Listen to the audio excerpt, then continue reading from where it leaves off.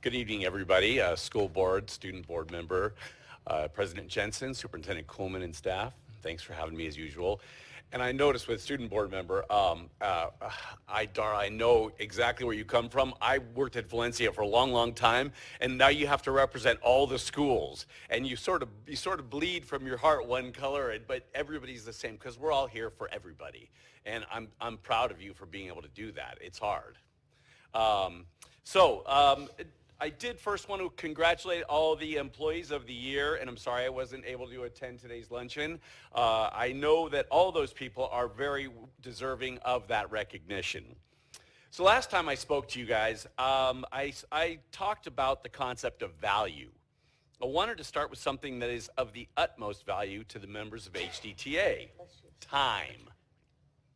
With every utterance of the strategic plan, I hear the royal we when it comes to meeting the lofty goals of our roadmap. The reality is that we is us, HDTA, those of us who will be tasked with the manifestation of most every numbered point.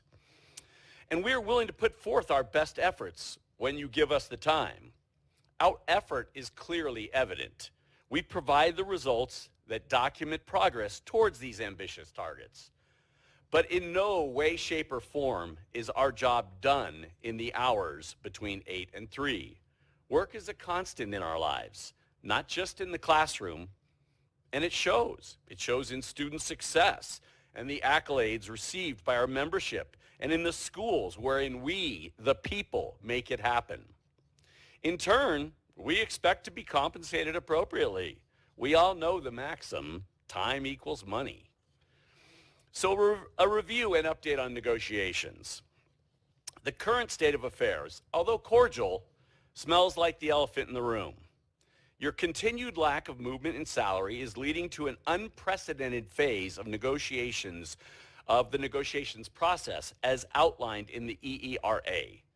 It is only the wholehearted effort of our team to value language in the contract that abates the result of failure, and temporarily at that. Other than that, with your lack of movement, we would be done with this stage of the process. Let me share some facts and associated timelines to help you understand our perspective. Number one, we're currently working without a contract, which expired June 30th, 2023. Who knows when we'll have one, or when we just limit our work to the already established minimums. Last year, 2022-23, we carried negotiations into the second semester and finally settled for that year, of which we had already completed half. At this time, the district said it couldn't afford to pay retroactively, and we were forced into a settlement without retroactive pay for the first semester of that year.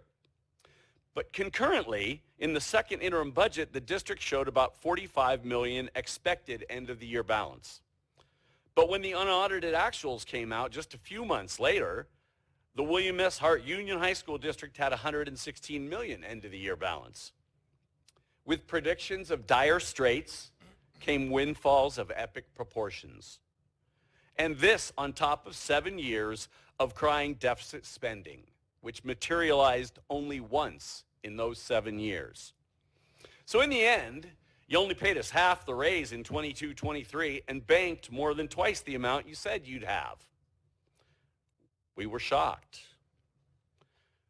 Remember, this came on the heels of your reorganization plan that gave 2 of your cabinet members title changes and $30,000 raises. Late spring of 2023, we gallantly made the effort to get negotiations back on an appropriate timeline, bargaining a contract before the current expired. But time. We began negotiations in earnest in September after sunshine and procedural requirements. From day one, you have not offered one single penny in salary increase. This non-offer after the district was guaranteed funding of an 8.22% cost of living adjustment. Negotiation session 1, 0%. Session 2, 0%. Session 3, 0%. And here we are, nowhere. Something isn't right. So now our HDT membership has come back from the summer of labor, as it has been dubbed, just to be snubbed. And thus we are thrust into our own fall production, lumped into this menagerie. Our response has been vocal, yet focused on educating, education, and educators. We throw no barbs of false pretense, but facts of human successes and human needs. We do not come in sheep's clothing, but in HDTA shirts. In the end, the buck stops with us, literally and figuratively. You need to spend your money where the rubber hits the road. We, HDTA, are your most important resource. Make the commitment to prioritize us. Put people first and end this thing. So we need to negotiate in good faith. Now is not the time to be distracted. Do not be distracted by the platitudes of others. You serve the interests of the Santa Clarita Valley. Take a look at our community, our feeder districts, our test scores, and see what's happening. You are responsible for the 22,000 students, 1,100 teachers, and 800 CSEA staff. Job one is getting your house in order. Your primary role is one of oversight. You must see that money is spent appropriately. But unlike a business, you should be seeing that the money is spent. You respect the information provided by staff and their expertise. But you must not trudge along blindly. You must forge ahead with knowledge, trust, and faith. But you must question when things just don't seem right. You represent this whole community, the parents, the staff, 85% of whom live in this valley.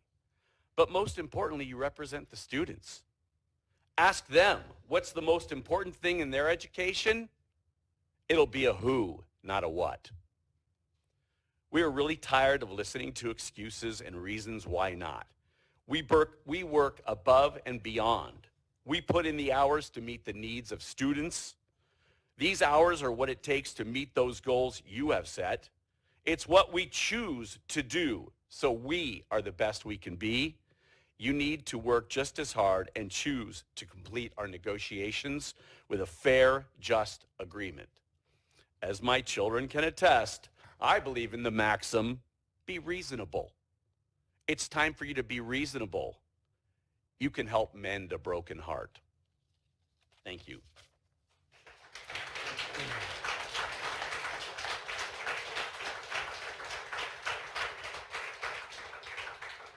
Thank you.